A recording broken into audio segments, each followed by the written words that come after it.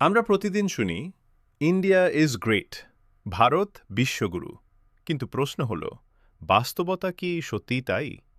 Global hunger index অনুযায়ী ১২৩টি দেশের মধ্যে ভারতের অবস্থান ১০২তম। এর মানে বিশ্বের অনেক দরিদ্র দেশও তাদের শিশুদের ভারতের চেয়ে ভালো খাবার দিতে পারছে। ভারত বিশ্বে খাদ্য অপচয়ে দ্বিতীয় স্থানে। প্রতি বছর ৭৭.২ মিলিয়ন টন খাবার ডাস্টবিনে ফেলে দেওয়া হয়। একদিকে শিশু ক্ষুধায় কাঁদছে, অন্যদিকে খাবার নষ্ট হচ্ছে। সংবাদপত্রের স্বাধীনতায় ১৮০টি দেশের মধ্যে ভারতের অবস্থান ১৫৭তম। যখন সংবাদ মাধ্যম স্বাধীন নয়, তখন জনগণ সত্য জানবে কিভাবে?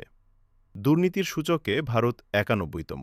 আর বায়ু দূষণে বিশ্বের সবচেয়ে দূষিত দেশগুলোর তালিকায় ভারতের নাম সবসময় উপরে।